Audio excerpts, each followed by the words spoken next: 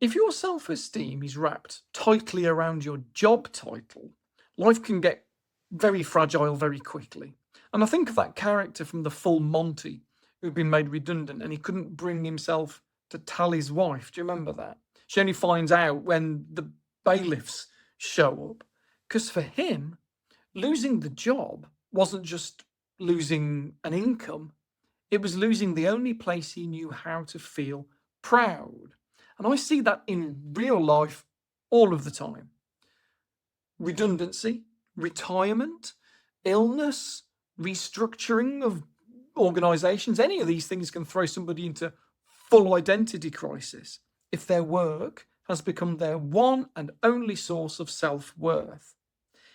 If the only time they feel good enough is in the office, the building site, or in a uniform, it's understandable.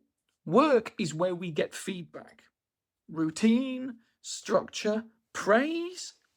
But when our whole sense of who we are rests on something that can be just taken away overnight by somebody else, it leaves us incredibly vulnerable.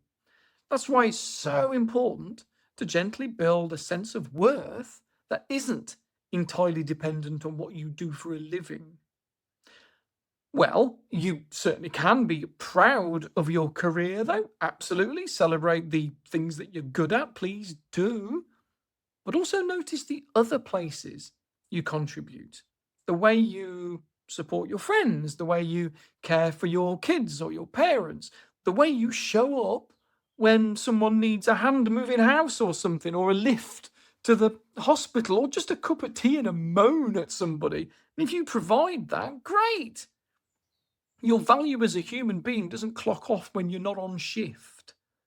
And if a part of you thinks it does, that's not proof you're failing. It's a sign that your inner critic's been left in charge of the story for too long.